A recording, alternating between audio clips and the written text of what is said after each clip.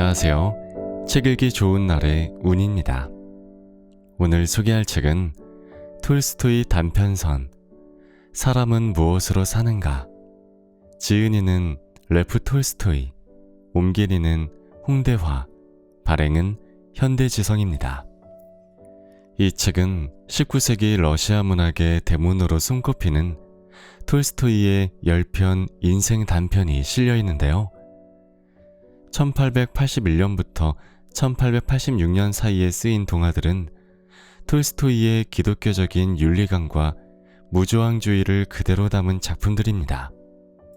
그는 피할 수 없는 죽음 앞에선 인생의 허무함을 인식하며 인간은 왜 사는가를 고민하는 과정에서 깨달은 진실을 누구나 읽고 공감하고 쉽게 기억하도록 동화 형태로 바꾸어 내놓았습니다. 사람은 무엇으로 사는가? 사랑이 있는 곳에 하나님이 있다. 두 노인에서는 민족을 구분하지 말고 이방인마저도 내 이웃처럼 사랑하라는 계명을 이야기로 푼 것이고요. 촛불, 초반에 불길을 잡지 못하면 끌 수가 없다. 대자에서는 화내지 말며 모든 사람과 화목하게 지내라. 악으로 갚지 말고 심판하지 말며 재판관에게 달려가지 말라는 계명의 실천을 다루고 있습니다.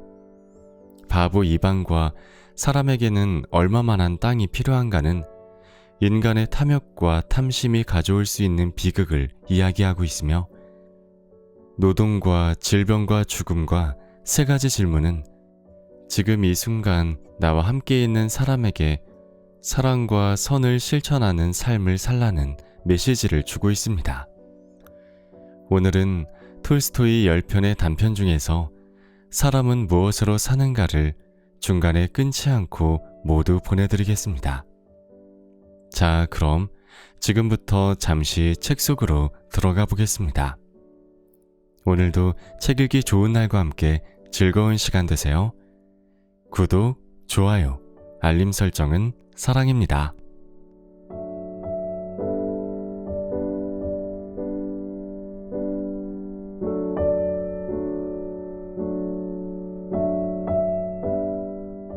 어떤 제화궁이 아내와 아이들과 함께 어떤 농부의 집에 얹혀 살고 있었다. 그는 자기 집도 자기 땅도 한때기 없이 그저 구두 만드는 일로 생계를 유지했다. 그런데 빵값은 비싸고 품삯은 저렴해서 버는 족족 식비에 들어가고 있었다. 제화궁에게는 아내와 함께 쓰던 모피 외투가 한 벌 있었는데 그것도 넉마가 될 정도로 낡아 도저히 입을 수가 없었다. 그는 2년째 되는 해에 새 외투를 지으려고 양모피를 살 계획이었다. 제화궁은 가을쯤에 돈을 모을 수 있었다. 3루블짜리 지폐가 마누라의 괴짝 안에 있었고 마을에 사는 농부들에게 받을 돈이 5루블, 20꽃베이가 정도였다. 제화궁은 아침부터 외투를 맞추러 마을로 갈 채비를 차렸다. 그는 셔츠 위에 소물된 여성용 면재킷을 입고 그 위에 나사로 짠 농민 외투를 입고는 3루블짜리 지폐를 호주머니에 넣고 나무를 잘라 지팡이를 만들고 아침 식사를 먹은 후 집을 나섰다. 그는 생각했다. 농부들에게 5루블을 받아내 갖고 있는 3루블에 보태야겠다. 그걸로 외투를 만들 양모피를 살 수 있겠지. 제화궁은 마을에 들어가 한 농부를 찾아갔다. 그는 집에 없었고 부인은 남편에게 돈을 들려 일주일 안에 보내겠다고 약속만 하고는 주지 않았다. 또 다른 집을 찾아갔지만 그 역시 하늘의 맹세코 돈이 없다면서 장화를 고쳐준 값으로 20꽃베이가만 주고 그것으로 그만이었다. 제화궁은 양모피를 외상으로 얻어보려 했지만 가죽 장수는 외상을 믿지 않았다. 돈을 가져오게, 그가 말했다. 그러면 뭐든 마음껏 고를 수 있소. 외상값은 받기 어렵다는 걸 당신도 잘 알지 않소. 이렇게 제화궁은 수선비 조로 고작 20꽃베이가만 받았고 농부에게서는 수선한 낡은 가죽 장화만 받았을 뿐 헛수고만 하였다. 재화궁은 신세를 한탄하며 술 마시는데 20꽃배기가를 탕진했고 외투 없이 집을 향해 터덜터덜 걷기 시작했다. 아침부터 추웠지만 술을 마셨더니 외투가 없어도 따뜻했다. 재화궁은 길을 가면서 한 손에 쥔 지팡이로는 얼어붙은 먼지덩이를 두드리고 다른 한 손으로는 가죽 장화를 흔들면서 혼잣말을 했다. 난 외투가 없어도 따뜻해. 술 한잔 했더니 온몸이 다 뜨끈해지네. 양털 외투 따위는 필요 없어. 슬픔을 잊고 걸어가는 거야. 난 그런 사람이잖아. 내게 뭐가 더 필요한가? 나는 외투 없이도 살 수 있어. 외투는 평생 필요치 않아. 한 가지, 그저 마누라가 속상해 하겠지. 정말 분하군. 외투 하나 얻으려고 죽으라고 이랬는데 아무것도 얻은 게 없으니. 거기 서라. 돈을 가져오지 않으면 내 모자를 홀랑 벗겨버릴 테다. 틀림없이 벗겨버리고 말 테다. 이런 식이지. 뭐 이런 게 다 있담. 20꽃배기가 은전 하나만 달랑. 20꽃배기가로 술 마시는 것 말고 대체 뭘 할 수 있단 말인가? 다들 돈이 없다고들 말하지. 너한테 돈이 없으면 나한테는 있나? 너흰 집도 있고 가축도 있고 모든 게 다 있지만 난 이 몸뚱이가 전부란 말이다. 너는 먹을 빵도 있지만 나는 그걸 사야 한다고. 너는 원하기만 하면 일주일에 빵을 팔아 삼루브를 벌 수 있잖아. 재화궁은 그렇게 투덜대며 길 모퉁이 옆에 있는 작은 예배당 쪽으로 걸어갔다. 그런데 바로 그 예배당 뒤에서 뭔가가 하얗게 빛나고 있었다. 해가 점차 기울기 시작한 때였다. 재화궁은 하얗게 빛나는 곳을 자세히 들여다보았지만 그게 뭔지 도통 알 수가 없었다. 여기엔 저런 돌이 없었는데 짐승인가? 짐승 같지도 않은데 머리로 보면 사람을 닮았는데 왠지 하얗군. 사람이라면 왜 여기 있는 거지? 이런저런 생각이 떠올랐다. 더 가까이 가서 보니 무엇인지 확실히 보였다. 그런데 이게 무슨 기적이란 말인가? 그것은 사람이 분명했는데 살았는지 죽었는지 벌거숭이로 앉아 작은 예배당에 몸을 기댄 채 꼼짝도 하지 않고 있었다. 재화궁은 갑자기 두려워졌다. 누군가가 사람을 죽여놓고는 옷을 벗기고 여기다가 버렸구나. 멋모르고 다가갔다가는 봉변당하기 딱이다. 속으로 이런 생각이 들었다. 재화궁은 그 곁을 비껴가기 시작했다. 작은 예배당 뒤로 돌아갔더니 그 사람 모습이 보이지 않았다. 작은 예배당을 지나 뒤를 돌아보니 그 사람이 작은 예배당에서 몸을 떼고 움직이는데 마치 가만히 엿보는 것만 같았다. 재화궁은 점점 더 소심해져서 속으로 생각했다. 다가갈까? 아니면 그냥 지나갈까? 다가갈까? 나쁜 일이 일어나지 말아야 할 텐데 저 사람이 어떤 사람인지 누가 알겠어? 좋은 일로 여기 오게 된 건 아닐 거야. 다가갔다가 갑자기 달려들어 목을 조르면 벗어나기 힘들 텐데. 그런 일은 없더라도 골칫게나 앓게 될걸? 저 벌거벗은 사람하고 무슨 일을 할 수 있겠어? 내 옷을 벗어 마지막 곳까지 내주게 되겠지. 그냥 지나가고 말자. 재화궁은 발걸음을 재촉했다. 그러나 작은 예배당 옆을 완전히 벗어나자 양심의 가책이 느껴졌다. 그는 길에 멈추어 섰다. 도대체 무슨 짓을 하는 거냐, 세면. 그는 자문했다. 사람이 재앙을 만나 죽어가는데 겁을 집어먹고 그냥 지나치다니 더 큰 부자가 되기라도 한 거냐? 내 돈을 도둑질할까봐 두려운 거야?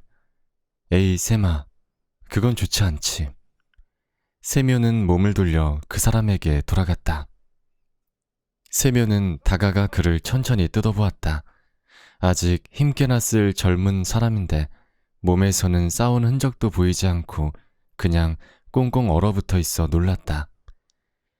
기대어 앉았는데 힘이 하나도 없는 듯 세면을 보지도 못하고 눈도 들지 못했다. 세면이 바짝 다가서자 정신이 돌아온 듯 고개를 돌려 눈을 떠 세면을 쳐다봤다. 세면은 그 시선 때문에 청년이 마음에 들었다. 재화공은 겨울용 펠트 장화를 땅바닥에 벗어놓고 허리띠를 풀어 장화 위에 놓고는 큰 농민 외투를 벗었다.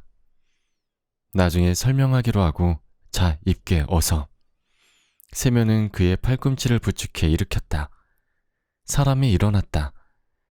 세면이 쳐다보니 몸이 가냘프고 팔과 다리는 깨진 데 없이 깨끗한 데가 얼굴도 귀여웠다.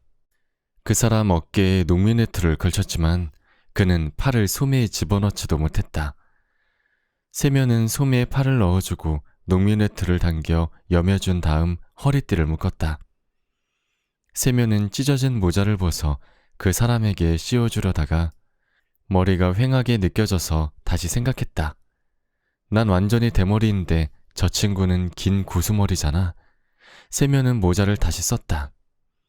그냥 장화를 신기는 게 낫겠다. 재화공은 그를 앉혀 펠트 장화를 신겨주고 옷을 입히고는 말했다. 자, 이렇게 하자고, 형제. 자, 몸을 풀고 이걸로 몸을 녹이게. 하긴 저절로 그렇게 되겠지. 걸을 수 있겠나? 그는 서서 세면을 부드럽게 바라보았지만 아무 말도 하지 않았다.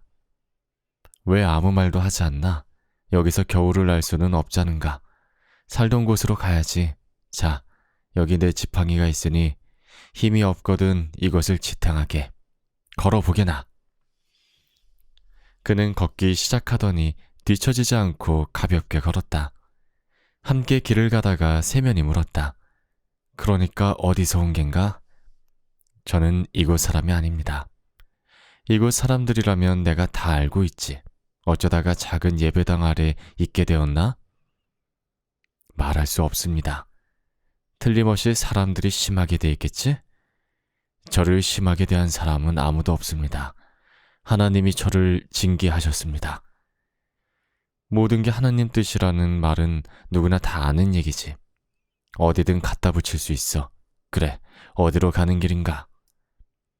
어디든 매한가지입니다. 세면은 놀랐다. 난폭한 사람 같지도 않고 말씨도 부드러운데 자기 얘기를 하지 않는군. 그래, 세상에는 5만 가지 일이 많으니까 세면은 이렇게 생각하고는 그에게 말했다. 자, 그럼 우리 집에 가세 좀 지내다가 떠나게나. 세면은 계속 걸었고 나그네도 처지지 않게 그와 나란히 걸었다. 바람이 세면의 셔츠 속까지 파고들어 취기를 거두어 가니 온몸이 오싹오싹 추워지기 시작했다. 걸어가다가 코가 막히자 그는 마누라의 재킷을 걸치고 생각했다. 모피 외투를 마련하려고 밖에 나왔는데 이젠 농민 외투도 없이 벌거벗은 사람을 데려가는군. 맞들이오나 생각이 나자 세면은 마음이 갑갑해졌다.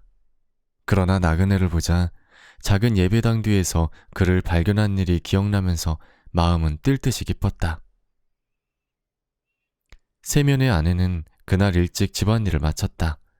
장작을 패고 물을 길어오고 아이들을 먹이고 자기도 저녁을 조금 먹은 뒤 생각에 잠겼다. 그녀는 화덕에 빵을 언제 올릴까 고민하고 있었다. 지금 할까? 아니면 내일 할까? 아직 빵 양쪽 모서리에서 떼어낸 큰 조각이 남아있었다. 그녀는 생각했다. 만일 세면이 거기서 점심을 먹고 오면 저녁으로 많이 먹지는 않을 테니까 내일 먹을 빵으로는 충분하겠다. 마트리오나는 빵 조각을 돌리고 또 돌려보았다. 오늘은 빵을 올리지 말자. 밀가루도 빵 하나 구울 거밖에 안 남았어. 금요일까지 버텨보자. 마트리오나는 빵을 치우고 남편 셔츠에 바들을 대려고 식탁 옆에 앉았다. 마트리오나는 바느질을 하면서 남편이 외투에 쓸 양가죽을 어떻게 사오려나 생각에 잠겼다. 양피장이가 그 사람을 속이지 말아야 할 텐데 우리 남편은 너무 순박해서. 자기는 아무도 못 속이면서 조그만 애들도 그 사람을 속인단 말이야. 팔로 부리면 적은 돈도 아닌데 그거면 좋은 외투를 만들 수 있을 텐데. 무두질된 가죽이 아니더라도 어쨌든 모피 외투니까. 지난 겨울에 외투 없이 얼마나 고생을 했던지. 강에 나갈 수도 없고 아무데도 갈 수 없었지. 집 밖으로 나갈 때 온갖 것을 뒤집어 써봐도 입을 만한 게 아무것도 없었어. 이이가 일찍 간 건 아닌데 올 때도 되었건만 내 사랑이 술에 정신이 팔린 건 아니겠지? 마트리오나가 이런 생각을 하고 있는데 현관 계단에서 삐걱거리는 소리가 나면서 누군가가 들어왔다. 마트리오나는 바늘을 찔러놓고 현관방으로 나갔다. 보니 두 사람이 들어오고 있었다. 세면이었는데 그와 함께 온 어떤 농부는 모자도 쓰지 않고 펠트 장화만 신은 모습으로 들어오고 있었다. 남편에게서는 곧장 술 냄새가 났다. 술에 정신 팔린 거 아닌가 했더니 바로 맞췄어. 남편이 농민 외투도 입지 않고 누빈 재킷 하나만 걸친 채 손에 아무것도 들지 않은 것을 보자 그녀는 입을 다물고 얼굴을 찌푸렸다. 마트리오, 나의 가슴이 철렁했다. 돈을 술에 탕진했구나. 어떤 방탕한 놈하고 술을 마셨어. 그러고는 집에 데려오기까지 한 거야. 그녀는 생각했다. 마트리오나는 그들을 오두막으로 들어오게 하고는 자기도 들어가서 보았다. 낯선 사람이었다. 그런데 이 젊고 삐쩍 마른 사람이 자기 부부의 농민 외투를 입고 있는 것이었다. 농민 외투 밑으로는 셔츠도 보이지 않고 모자도 쓰지 않은 상태였다. 그는 돌아온 모습 그대로 우두커니 서서 꼼짝도 하지 않고 눈도 들지 못하고 있었다. 마트리오나는 생각했다. 착한 사람은 아니구나. 두려워하고 있어. 그녀는 눈살을 찌푸리고 벽난로 쪽으로 가서 그들이 무슨 짓을 할지 지켜보았다. 세면은 모자를 벗고 아무 일 없다는 듯 벽 의자에 앉았다. 마트리오나, 저녁 좀 차려주구려. 그녀는 우물우물 뭐라고 투덜거렸다. 벽난로 옆에 서서 꼼짝도 하지 않았다. 그리고 두 사람을 번갈아 보다가는 머리만 흔들고 말았다. 세면은 아내가 기분이 좋지 않은 것을 보고 하는 수 없이 마치 그런 모습을 알아채지 못한 척 나그네의 손을 붙잡고 말았다. 안깨나 형제여, 같이 밥을 먹읍시다. 나그네가 의자에 앉았다. 어떻게, 준비가 아직 안 되었나? 마트리오나는 독이 올랐다. 만들었지만 당신께 아니에요. 가만 보니 이제 염치도 술과 함께 마셔버린 모양이군요. 가죽 외투를 사러 간 사람이 이제 농민 외투도 없이 돌아와서는 그것도 무슨 벌거벗은 불황자를 데려왔잖아요. 술주정뱅이한테 줄 저녁은 없어요. 있을 거야, 마트리오나. 쓸데없이 혀를 놀리는군. 먼저 어떤 사람인지 물어보지도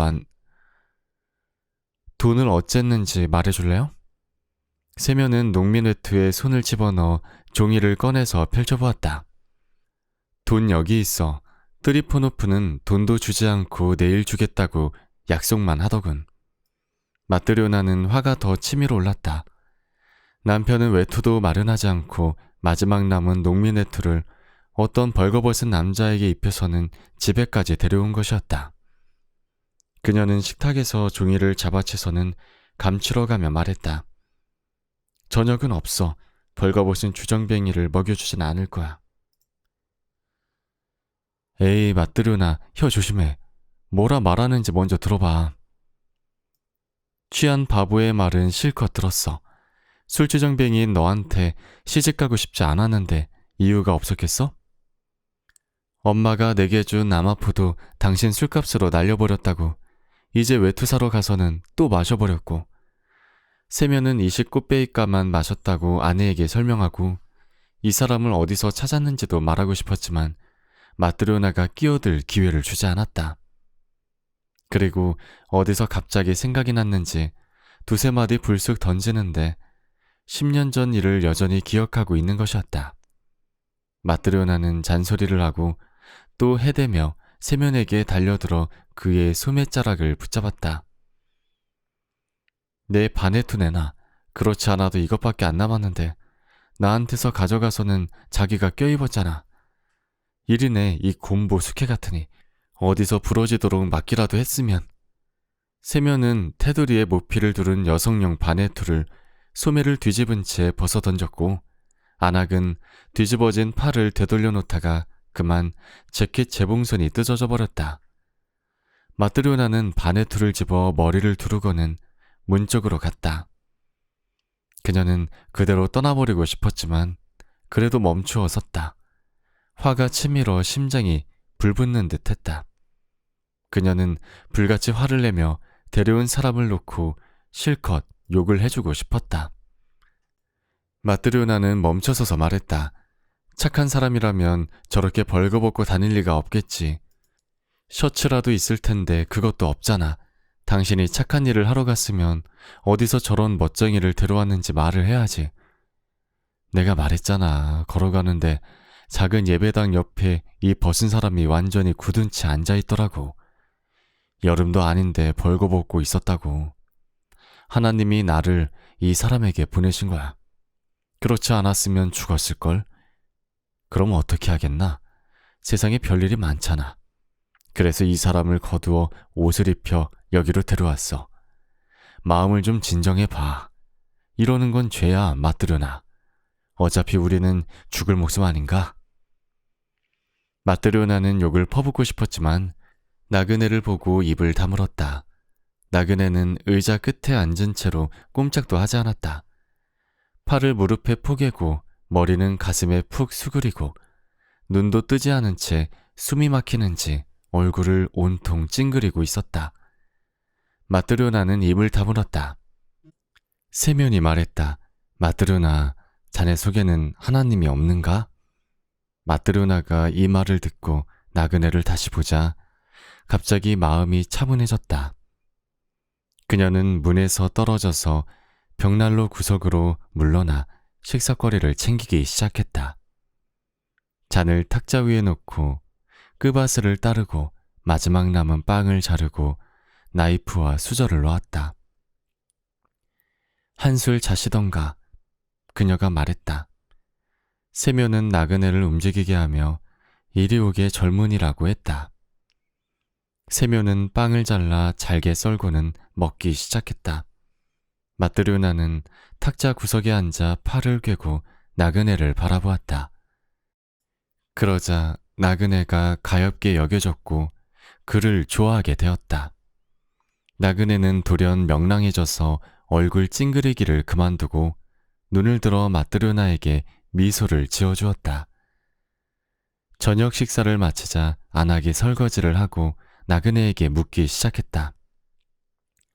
어디서 오셨소? 전 이곳 사람이 아닙니다. 그럼 어쩌다 길가에 있게 되었소? 그건 말할 수 없어요. 누군가한테 강도를 당한 거요? 하나님이 저를 징계하셨습니다. 그래서 벌거벗은 채 누워 있었소? 벌거벗은 채로 누워 몸에 얼어붙어 있었지요. 세면이 저를 보고 불쌍히 여겨 자기 농민의투를 벗어 입혀주고 이곳으로 오자고 청했어요.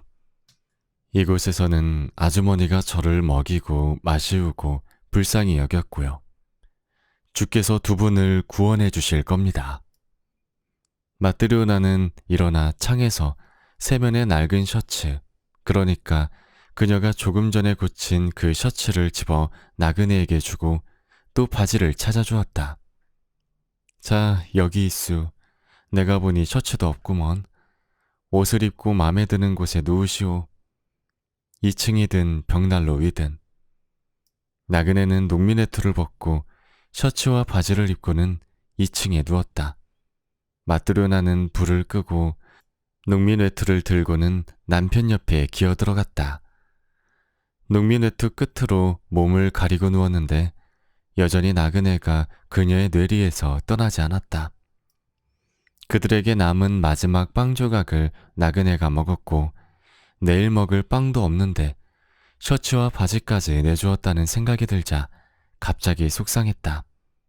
하지만 그가 미소 짓던 게 떠오르자 기뻐서 심장이 두근거렸다. 마트리오나는 오랫동안 잠을 이루지 못했는데 가만히 보니 세면 역시 잠들지 못하고 농민 외투를 자기 쪽으로 당기는 것이었다. 세면, 마지막 남은 빵을 다 먹었는데 빵을 올려놓지 않았네. 내일 어떻게 해야 할지 모르겠어요. 이웃 말라냐에게 좀 구해볼게요. 걱정하지 맙시다. 배부르게 먹게 될 거야. 둘 다 누운 채 말이 없었다. 사람이 착해 보여도 방금도 자기 얘기는 하지 않던데. 그럴 거야. 억지로는 안 되지. 세면, 왜? 우리는 주는데 왜 우리한테는 아무도 주는 사람이 없지? 세면은 무슨 말을 해야 할지 몰랐다. 또 잔소리를 하겠군. 그는 돌아 누워 잠이 들었다. 아침에 세면은 잠에서 깨어 일어났다. 아이들은 자고 아내는 이웃에 빵을 빌리러 나가 있었다. 어제의 나그네 혼자 낡은 바지에 셔츠를 입고 의자에 앉아 천정을 쳐다보고 있었다. 그의 얼굴은 어제와는 달리 더 밝아 보였다. 그래서 세면이 말했다. 어떤가 귀한 손님. 배는 빵을 달라 하고 벌거벗은 몸은 옷을 달라 하지. 밥벌이를 해야 하는데 무슨 일을 할 줄 아는가? 아무것도 할 줄 모릅니다. 세면이 놀라서 말했다. 할 마음만 있으면 되네. 사람은 뭐든 배울 줄 알거든. 사람들이 일을 하니 저도 하겠습니다. 자네 이름이 뭔가? 미하일입니다. 자, 미하일라. 자기 얘기를 하건 하지 않건 그건 자네 선택일세. 하지만 밥벌이는 해야 하네. 내가 명하는 대로 일을 하면 먹여줌세. 주께서 아저씨를 구원하실 거예요. 배우겠습니다. 뭘 해야 하는지 가르쳐주세요. 세면은 실을 집어 손에 두르고 매듭을 짓기 시작했다. 별로 어렵지 않네. 자, 보게. 미하일라가 보더니 즉시 따라하며 마찬가지로 손가락에 실을 두르고 매듭을 지어 보였다. 세면은 어떻게 접착을 하는지 그에게 보여주었다. 미하일라는 역시 곧바로 이해했다. 주인이 강모를 어떻게 꾸는지, 어떻게 꿰매는지를 보여주면 미하일로는 곧바로 감을 잡았다. 세면이 어떤 작업을 보여줘도 그는 바로바로 이해했고 3일째 되는 날부터는 이미 오래전부터 박음질했던 사람처럼 일을 하기 시작했다. 그는 쉼없이 일하면서도 조금밖에 먹지 않았다. 일이 잠시 끊어지면 말없이 하늘만 쳐다보고 거리에 나가지도 않고 쓸데없는 말도 하지 않고 농담도 하지 않고 웃지도 않았다. 미하일라가 미소 짓는 것을 본 것은 안 하기 첫날 저녁에 식사를 대접했을 때 딱 한 번뿐이었다. 하루하루, 한 주, 또 한 주, 그렇게 1년의 세월이 흘렀다. 미하일라는 예전처럼 세면집에서 함께 살며 일을 했다. 세면의 직공 미하일라만큼 그렇게 깔끔하고 견고하게 장화를 짓는 사람을 찾기 어렵다는 소문이 주변에 두루 퍼져나갔다. 그래서 장화를 지으러 지역 사람들이 세면에게 몰려오기 시작했고 그의 소득도 불어났다. 한겨울 어느 날 세면과 미하일라가 앉아서 일을 하는데 창밖으로 종을 단 뜨로이까 유괴마차가 오두막으로 다가오는 게 보였다. 마차가 오두막 맞은편에 멈춰서자 마부자리에서 젊은이가 뛰어내려 마차의 문을 열어주었다. 모피 외투를 입은 신사 한 명이 마차에서 기어나왔다. 마차에서 나온 그는 세면의 집으로 다가와 현관으로 들어섰다. 마트리오나가 뛰어나가 문을 활짝 열었다. 신사가 몸을 굽혀 오두막으로 들어와서는 몸을 곧게 세우니 머리가 거의 천장에 닿을 정도로 키가 컸고 몸은 방구석을 다 차지할 정도였다. 세면이 일어나 인사를 하면서 퍽이나 놀랐다. 이런 사람을 전에는 본 적이 없었다.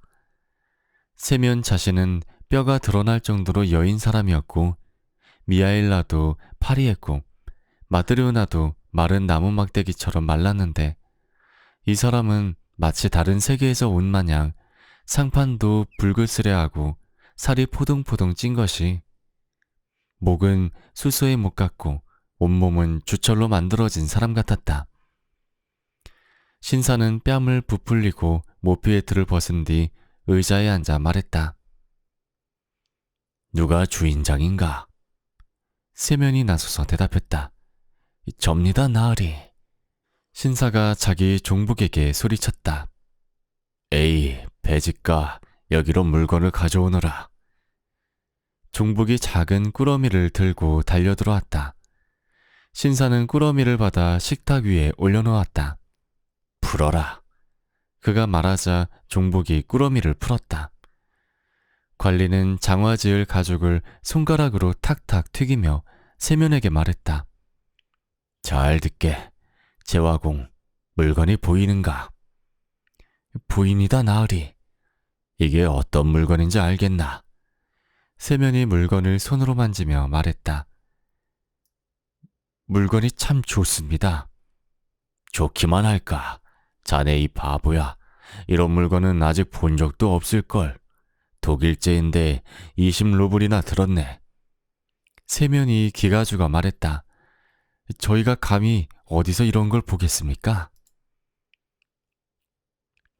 그렇고 말고 자네 이 물건으로 내 발에 맞춰 장화를 맞춰줄 수 있겠나? 할 수 있습지요, 나으리. 신사가 그에게 소리를 지르기 시작했다.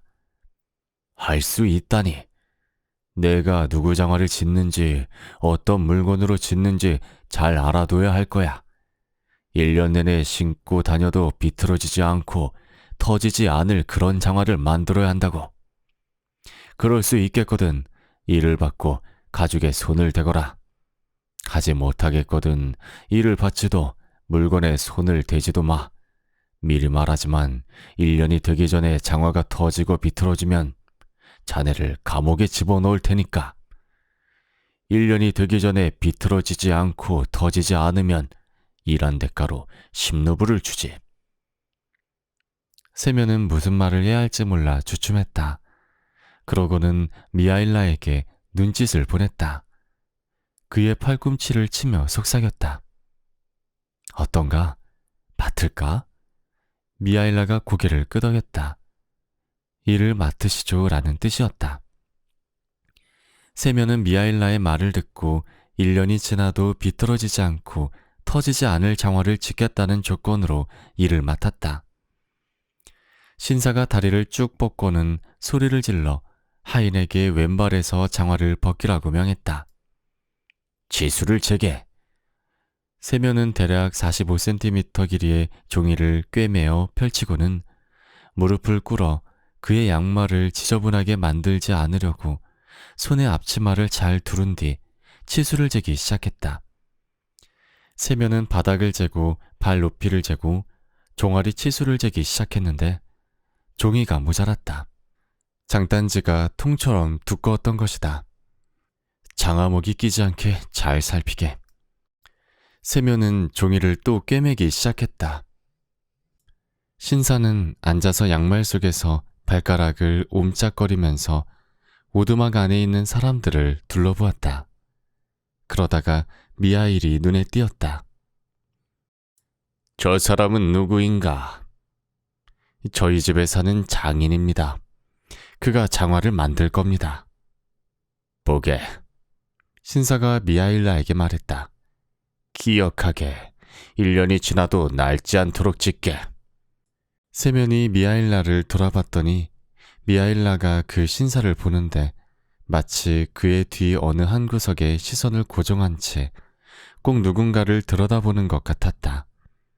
미하일라는 그렇게 보고 또 보더니 갑자기 온통 환하게 미소를 짓는 것이었다. 자네 뭐야, 바보같이. 이를 드러내놓고 웃다니. 아무튼 제 시간에 만들도록 잘 챙기게. 그랬더니 미하일라가 말했다. 필요할 때에 맞춰 잘 준비해드리겠습니다. 그래야지. 신사는 장화를 신고 모피에트로 몸을 감싸고는 문 쪽으로 걸어갔다. 그러다가 몸을 굽히는 것을 잊어 문미의 머리를 세게 부딪히고 말았다. 그는 심하게 욕설을 내뱉고는 머리를 문지르며 썰매를 타고 떠났다. 신사가 떠나자 세면이 말했다. 아주 단단하구먼. 저 양반은 몽둥이로 두들겨도 죽이기 쉽지 않겠는걸?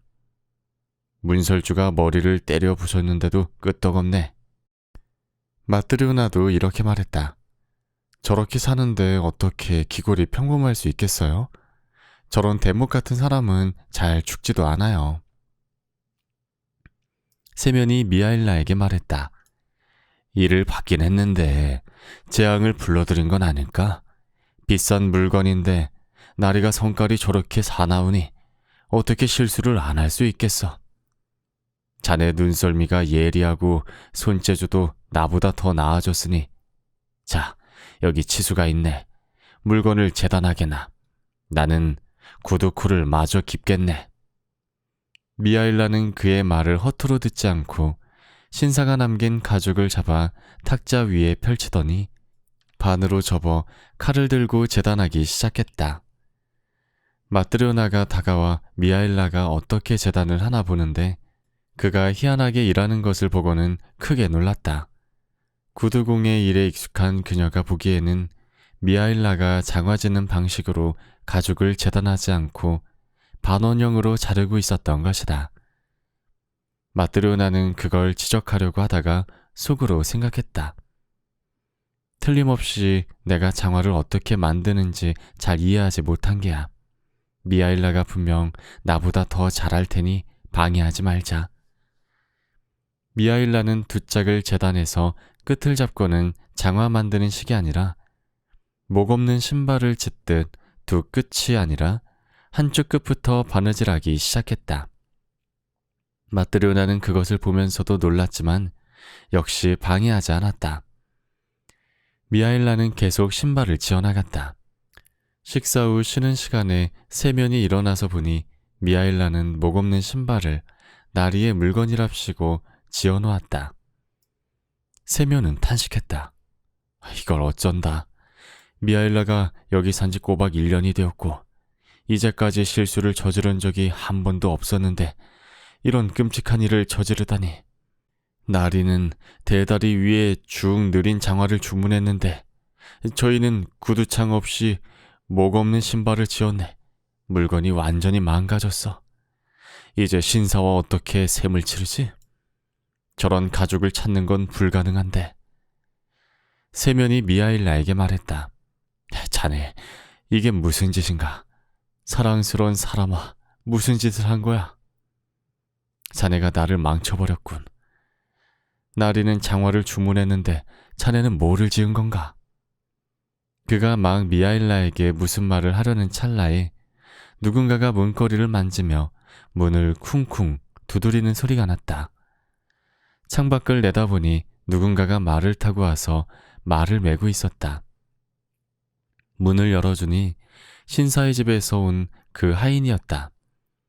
안녕하쇼. 안녕하쇼. 무슨 일이요? 여주인께서 장화 때문에 나를 보내셨소. 장화 때문이요? 네, 장화 때문이요. 나리에게 장화는 더 이상 필요하지 않소. 나리가 돌아가셨소. 그게 무슨 소리요? 이 집에서 나가 집에 도착하기도 전에 마차에서 돌아가셨소.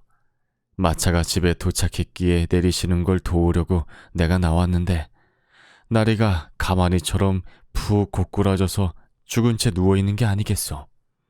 그래서 마차에서 가까스로 끌어내렸소. 여주인은 나를 보내면서 이렇게 말했어. 나리가 제 화공 집에 가서 장화를 주문하고 가죽을 남겼는데 이제 장화는 필요 없으니 죽은 사람한테 신길 목 없는 신발을 어서 지어오너라. 다 지을 때까지 기다렸다가 목 없는 신발을 가져오너라 하더이다. 그래서 왔소. 미하일라는 식탁에서 가죽 자르고 남은 조각을 집어 관처럼 돌돌 말고는 준비된 목 없는 신발을 집어 마주 탁탁 치고 앞치마로 문지른 후 하인에게 내주었다. 그렇게 하인은 목 없는 신발을 받아들었다. 잘 계시오, 주인장.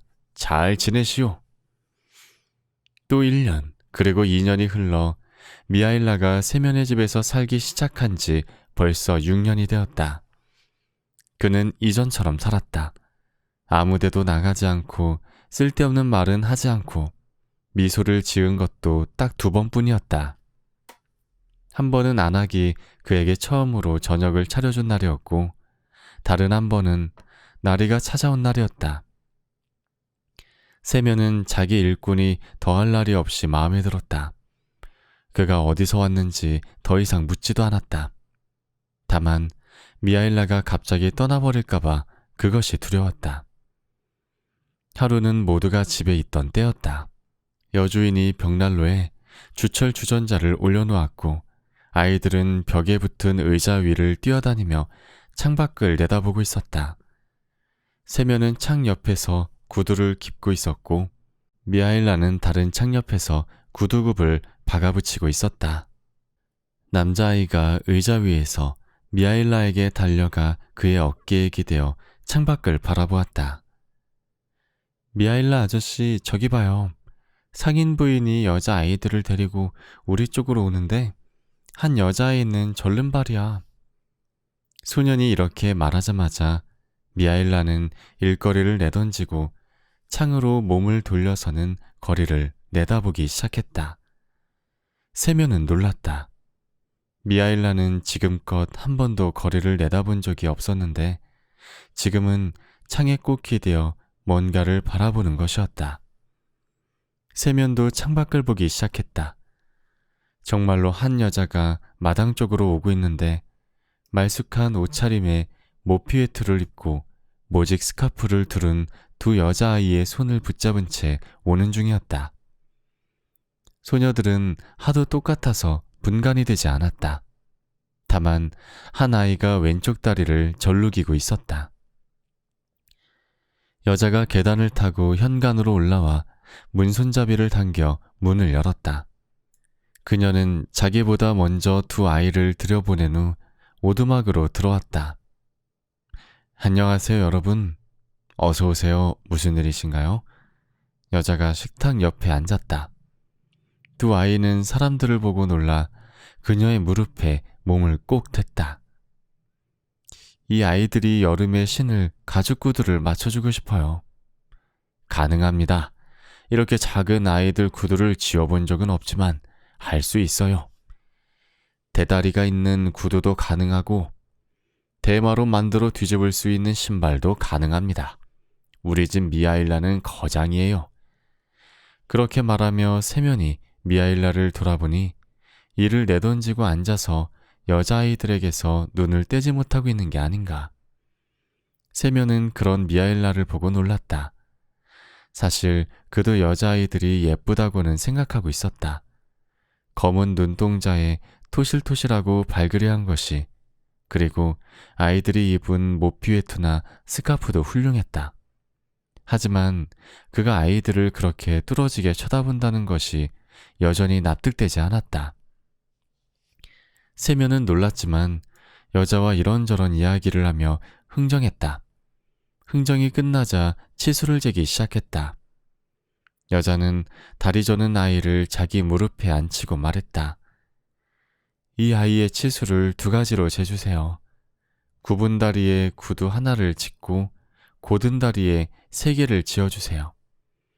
얘들 발 수치는 하나인 듯 똑같아요. 얘들은 쌍둥이거든요. 세면은 치수를 쟀고 다리 저는 아이를 보고 이렇게 말했다. 이 아이는 어쩌다가 이렇게 되었습니까? 아주 예쁜 아이인데요. 태어날 때부터 그랬나요? 아니요. 어머니한테 눌려서 이렇게 되었어요. 마트르나가 끼어들었다. 그녀는 그 여자가 누구이고 누구 아이인지 알고 싶었다. 아주머니는 얘들 엄마가 아닌가요? 나는 아이들 친엄마는 아니에요. 아주머니 피가 전혀 안 섞였어요. 양녀들이랍니다. 자기 애도 아닌데 이렇게나 애지중지하다니요. 어떻게 그러지 않을 수 있겠어요.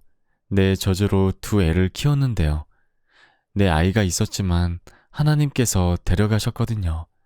내 아이도 이 애들 아끼듯 아껴주지 못했어요. 그럼 저 아이들은 누구 아이예요? 여자는 말문이 터져 이야기 보따리를 풀어놓기 시작했다. 6년 전에 일어난 일인데 같은 주에 애들 부모가 죽었답니다. 아버지는 화요일에 묻고 엄마는 금요일에 죽었어요. 이 고아들은 아버지가 죽은 지 3일 후에 태어났지만 엄마는 하루도 더 살지 못했어요. 나는 그때 남편과 함께 농촌에서 살았답니다. 우리는 이웃이었는데 마당을 바로 옆에 두고 살았어요. 얘들 아버지는 외로운 농부로 숲에서 일했어요. 그런데 어쩌다가 나무가 그 사람 위에 떨어져서 몸을 가로지르는 바람에 내장이 짓눌려 버린 거예요. 남편을 집에 데려오자마자 숨을 거두었고 그의 부인은 바로 그 주에 얘들 둘을 쌍둥이로 낳았답니다. 가난하고 외로웠죠. 아낙 혼자로 돌봐줄 노파도 소녀도 곁에 없었어요. 혼자 아이를 낳고는 혼자 죽었지요. 아침에 내가 이웃 여자를 보러 오두막에 들어갔더니 가여운 사람 같으니 벌써 몸이 굳었더라고요. 그렇게 죽으면서 아이 위에 쓰러진 거예요. 아이를 짓눌러서 아이 다리가 돌아간 거죠. 사람들이 모여 시신을 씻고 잘 간수해서 관을 만들어 묻어주었어요. 다 선량한 사람들이었어요. 그렇게 계집아이들만 남았지요. 이 애들을 어떻게 해야겠어요? 나는 이미 아이 하나를 둔 몸이었어요. 첫 아들을 8주째 젖을 먹이고 있었어요. 나는 방도를 찾을 때까지 그 아이들을 집으로 데려왔어요. 농부들이 모여 아이들을 어떻게 할까 생각하고 또 생각을 하더니 내게 말하는 거예요. 마리아, 당분간 아기들을 집에 맡아줘요. 우리가 애들을 어떻게 할지 생각할 말미를 좀 줘요. 나는 다리가 성한 아이에게 젖을 먹여봤어요. 다리가 눌린 아이는 먹이지 않았어요. 아이가 살 것이라고 생각하지 않았거든요. 그런데 어째서 이 천사 같은 아이가 이런 괴로움을 당해야 하나라는 생각이 드는 거예요. 그 애가 불쌍해졌어요. 그래서 같이 먹이기 시작했죠. 친아들 1명하고 저 2아이, 그러니까 3명에게 젖을 먹인 거예요. 그때는 젊었고 힘도 있었고 먹을 것도 풍부했죠. 하나님께서 젖을 얼마나 주시던지 충분히 나오는 거예요. 둘을 함께 먹이고 3번째에는 기다리게 하곤 했죠. 한 아이가 젖에서 떨어지면 다른 아이를 먹였어요. 친아들은 두 돌 때 땅에 묻었답니다. 하나님은 더 이상 아이를 주시지 않았고요. 재산은 더 불어났어요. 지금은 상인집 방앗간에서 살아요. 봉급도 많고 잘 살아요. 그런데 애가 없어요. 이 아이들이 없었다면 내가 어떻게 살았을까요? 이 아이들을 어떻게 사랑하지 않을 수 있을까요? 이 애들은 제게 촛대 위의 초 같은 존재랍니다. 여인은 다리 저는 소녀를 한 손으로 자기 몸에 끌어당기고 다른 손으로는 뺨에 흐르는 눈물을 닦기 시작했다. 마트료나는 한숨을 쉬고 말했다. 부모 없이는 살 수 있어도 하나님 없이는 살 수가 없다는 속담이 정말 사실이군요. 그들은 그렇게 얘기를 나누었고 여인은 이제 집에 가려고 자리에서 일어났다. 주인 부부는 그녀를 배웅한 후 미하일라를 돌아보았다.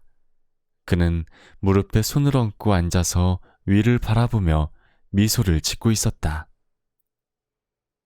미하일라, 어찌된 일인가? 세면이 그에게 다가가 물었다. 미하일라는 의자에서 일어나 일거리를 내려놓고 앞치마를 벗고는 두 주인에게 절을 하며 말했다. 죄송합니다, 주인님들. 하나님께서 저를 용서하셨어요. 두 분도 저를 용서하세요. 그때 미하일라에게서 빛이 새어나오고 있었다. 세면은 일어나 미하일라에게 절을 하며 그에게 말했다. 미하일라, 자네가 평범한 사람이 아니라는 것을 나도 알고 있으니 자네를 붙들 수도 없고 자네에게 더 물을 수도 없군. 다만 한 가지 말해주게. 내가 자네를 발견해서 집으로 데려왔을 때 자네는 어째서 그렇게 우울한 모습이었나? 그리고 마누라가 자네에게 저녁을 주었을 때 어째서 자네는 마누라에게 미소를 짓고 그 후로 더 환해졌는가? 그 후 신사가 장화를 주문했을 때 자네는 또 한 번 미소를 짓고 더 환해지지 않았나? 그리고 지금 저 부인이 여자아이들을 데려왔을 때 자네는 세 번째로 미소를 짓고 온통 환해졌네. 말해보게, 미하일라. 어째서 자네에게서 이런 빛이 일어나고 또 어째서 자네는 세 번 미소를 지은 건가? 미하일라가 말했다. 저는 징벌을 받은 중이었고 이제 하나님께서 저를 용서해 주셨기 때문에 제게서 빛이 나는 겁니다.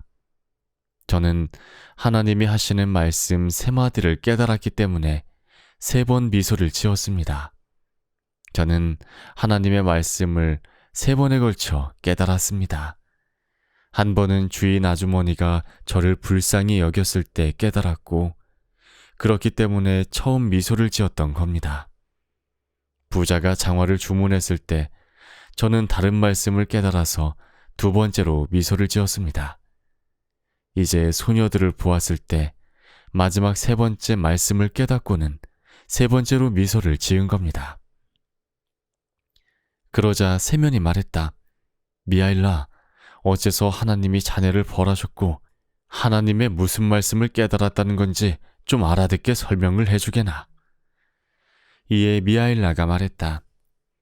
제가 그분 말씀을 듣지 않아서 하나님께서 저를 징계하셨어요. 저는 하늘의 천사였는데 하나님 말씀을 듣지 않았거든요. 주님께서 어느 날 한 여인의 영혼을 거두어오라고 저를 보내셨어요. 지상으로 내려가 보니 여인 하나가 몸이 아파서 누워있는데 쌍둥이 여자아이 둘을 낳은 직후였습니다. 여아들이 어머니 옆에서 고물거리는데 엄마는 아이들을 가슴에 품지도 못하고 있는 겁니다. 저를 본 여자는 하나님이 자기 영혼을 받으라고 저를 보낸 걸 알고는 울면서 말했습니다. 하나님의 천사여, 이제 막 남편을 묻었어요. 남편은 나무에 치여 숲에서 죽었습니다. 내게는 여자 형제도 없고 이모도 없고 봐줄 안악도 없고 아이들을 키워줄 리가 아무도 없단 말이에요. 지금 내 영혼을 데려가지 마세요. 내가 아이들에게 젖을 물릴 수 있도록, 애들이 자기 다리로 다닐 때까지만 키울 수 있도록 해주세요. 아이들은 부모 없이는 살 수 없단 말이에요. 나는 어미의 말을 듣고 한 아이를 품에 품고 다른 아이는 어머니 품에 두고 하늘에 계신 주님께 날아갔어요. 주께 가서 말씀드렸지요. 산모의 영혼을 거둘 수 없습니다. 아버지는 나무에 치여 죽었고 어머니는 쌍둥이를 낳았는데 자기 영혼을 거두어 가지 말아달라고 애원합니다. 그래서 산모의 영혼을 거두지 못했습니다. 그러자 주님께서 말씀하셨습니다. 산모의 영혼을 거두어라. 그러면 세 가지를 깨닫게 되리라. 사람 안에 무엇이 있는지, 사람에게 무엇이 주어지지 않았는지, 사람이 무엇으로 사는지 알게 되리라. 그것을 알게 되거든 하늘로 올라오너라. 저는 땅으로 다시 돌아가 산모의 영혼을 거두었습니다. 어린 아기들이 여인의 가슴에서 떨어졌지요. 죽은 육체가 침대에 쓰러졌고 한 아이를 짓눌러 다리 하나를 비틀어 놓았어요. 저는 마을 위를 날아 하나님께 영혼을 데려가려 했는데 바람이 저를 낚아채 날개가 걸려 떨어져 나갔고 영혼은 혼자 하나님께로 가버렸습니다. 그리고 저는 어느 길 옆에 떨어졌습니다. 세 명과 맞들여 나는 그제야 자신들이 누구를 입히고 누구를 먹이고 누구와 살았는지 깨닫고 두려움과 기쁨으로 눈물을 흘리기 시작했다. 그러자 천사가 말했다. 저는 들판에 홀로 벌거벗은 채 버려져 있었습니다. 예전에는 사람이 무엇을 필요로 하는지 몰랐고 추위도 배고픔도 몰랐는데 이제 사람이 된 것이었습니다. 배가 고팠고 몸이 얼어붙었지만 어떻게 해야 할지 몰랐습니다. 제가 보니 들판에 하나님을 위한 작은 예배당이 있었습니다. 저는 그 예배당에 다가가 몸을 피하고 싶었습니다. 그런데 예배당 문이 자물쇠로 잠겨 들어갈 수가 없었습니다. 바람이라도 피하려고 작은 교회당 뒤에 앉았지요. 저녁은 다가오는데 허기가 지고 몸이 얼어붙어 온몸이 아팠습니다. 그런데 문득 사람이 길을 따라 걸어오면서 장화를 들고는 혼잣말하는 소리가 들리는 겁니다. 인간이 된 이후로 처음으로 유한한 인간의 얼굴을 본 순간이었습니다. 저는 그 얼굴이 무섭게 느껴져서 얼굴을 돌렸습니다. 한겨울 엄동설안에 자기 몸을 어떻게 가릴지, 아내와 아이들을 어떻게 먹일지 혼잣말을 하는 소리가 들렸습니다. 그래서 생각했지요. 나는 추위와 배고픔에 죽어가는데 저 사람은 아내와 자기 몸을 어떻게 외투로 감쌀까, 빵을 먹일까, 그것만 생각하는구나. 저 사람은 나를 돕지 못할 거야.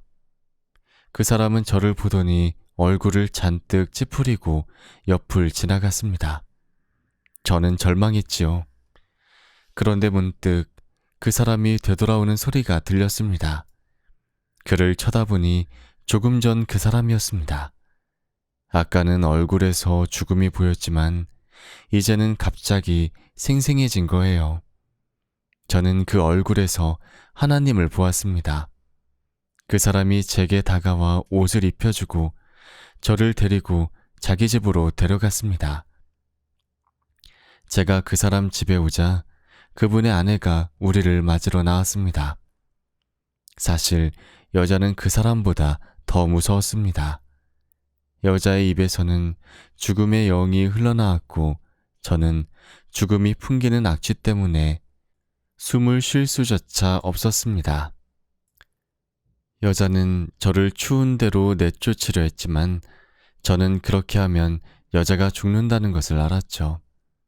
그런데 남편이 갑자기 여자에게 하나님을 생각하라고 했고 그러자 여자가 변했습니다. 여자가 우리에게 저녁을 주면서 저를 똑바로 쳐다보았을 때 제가 보니 여자 속에는 이미 죽음이 없었습니다. 그녀에게는 생기가 있었고 저는 그 속에서 하나님을 보았습니다. 저는 하나님의 첫 마디가 생각났습니다. 사람 속에 무엇이 있는지 깨닫게 되리라. 저는 사람 속에 사랑이 있다는 것을 깨달았습니다. 저는 하나님이 약속하신 것을 벌써 제게 보여주셨다는 게 기뻤고 그래서 첫 번째 미소를 지었습니다. 그러나 아직은 모든 것을 깨달을 수 없었습니다. 저는 사람에게 무엇이 주어지지 않았는지, 사람이 무엇으로 사는지 알 수 없었습니다. 저는 두 분 집에서 살게 되었고 1년을 지냈지요. 어떤 사람이 와서 1년을 신고 다녀도 찢어지지 않고 일그러지지 않을 장화를 주문했습니다. 제가 그 사람을 보는데 문득 그의 어깨 너머에 제 친구인 죽음의 천사가 보이는 거예요. 아무도 그 천사를 보지 못했지만 저는 그를 알았고 그가 해 뜨기 전에 부자의 영혼을 거두어 가리라는 것을 알았습니다. 저는 생각했죠. 이 사람은 앞으로 1년을 준비하면서도 자신이 그날 저녁까지도 살지 못한다는 것을 모르는구나. 저는 하나님의 다른 말씀이 기억났습니다. 무엇이 사람에게 주어지지 않았는지, 저는 사람 안에 무엇이 있는지 이미 알았습니다. 이제 사람에게 무엇이 주어지지 않았는지 알게 되었습니다. 사람에게는 자기 육체를 위해 무엇이 필요한지 아는 것이 주어지지 않았습니다. 그래서 저는 두 번째 미소를 지었습니다. 천사 친구를 본 것과 하나님께서 두 번째 말씀을 제게 열어 보이신 것이 기뻤습니다. 하지만 그래도 저는 모든 것을 이해할 수 없었습니다. 사람이 무엇으로 사는지 아직 몰랐으니까요. 저는 계속 살면서 하나님께서 제게 마지막 말씀을 열어주시기를 기다렸습니다. 6년째 되는 해에 쌍둥이 소녀가 여인과 함께 왔을 때 저는 두 아이를 바로 알아보았고 아이들이 어떻게 살아남았는지 알게 되었습니다. 저는 생각했습니다. 어머니가 아이들을 살려달라고 애원했을 때 부모 없이는 아이들이 살 수 없다는 그녀의 말을 믿어주었지. 그런데 피 한 방울 섞이지 않은 여자가 아이들을 먹이고 키웠구나. 여인이 다른 사람의 아이를 보고 감격해 울기 시작할 때 저는 여인에게서 살아계신 하나님을 보았고 사람이 무엇으로 사는지 깨닫게 되었습니다. 하나님께서 제게 마지막 말씀을 열어주셨고 저를 용서하신 것을 알았기 때문에 세 번째 미소를 지은 겁니다. 그리고 천사가 몸을 드러냈는데 온통 빛의 옷에 휩싸여 감히 맨눈으로는 쳐다볼 수 없을 정도였다. 그가 하는 말은 마치 하늘에서 들려오는 것처럼 더 크게 들리기 시작했다. 천사가 말했다. 저는 모든 사람이 자신에 대한 염려가 아니라 사랑으로 살아감을 알았습니다. 어머니는 자녀들이 살아가는데 무엇이 필요한지를 몰랐습니다. 부자는 자신에게 무엇이 필요한지 알지 못했습니다. 저녁 때 필요한 것이 살아있는 사람이 신을 장화인지 아니면 죽은 자를 위한 목 없는 신발인지 아무도 몰랐습니다. 사람으로 있을 때 제가 살아갈 수 있었던 것은 스스로 계획해서가 아니라 지나가던 사람과 그의 아내 마음에 있는 사랑 덕분이었습니다. 고아들은 자신을 챙길 수 없어서가 아니라 낯선 여인의 마음에 있는 사랑으로 그들을 가엾게 여기는 사랑으로 살아남았습니다. 모든 사람이 스스로 계획해서가 아니라 사람 안에 있는 사랑 때문에 살아가고 있는 것입니다. 하나님이 사람들에게 생명을 주셨고 그들이 잘 살아가기를 원하시는 것은 알았습니다. 이제 저는 또 다른 것을 깨달았습니다. 하나님께서는 사람들이 개별적으로 사는 것을 원하지 않기 때문에 각 사람에게 필요한 것이 무엇인지 알려주시지 않으셨음을, 그리고 사람들이 협력하며 살기를 원하시기 때문에 모두에게 그들 자신과 모두를 위해 필요한 것이 무엇인지를 알려주심을 깨달았습니다. 저는 사람들이 자신에 대한 염려로 살아가는 것처럼 보이지만 사실은 사랑 하나만으로 살고 있다는 것을 이제 깨닫게 되었습니다. 사랑 안에 있는 사람은 하나님 안에 있고 그 안에 하나님께서 계십니다. 하나님은 사랑이시기 때문입니다. 천사가 하나님께 찬송을 올려드리자 그의 목소리로 오두막이 진동하기 시작했다. 그러자 천장이 열리면서 지상에서 하늘까지 불기둥이 일어났다. 세면과 그의 아내는 아이들과 함께 땅에 납작 엎드렸다. 천사의 등 뒤에서 날개가 펼쳐지면서 그는 하늘로 올라갔다. 세면이 정신을 차렸을 때 오두막은 전과 동일했고 오두막 안에는 가족들 외에는 아무도 없었다.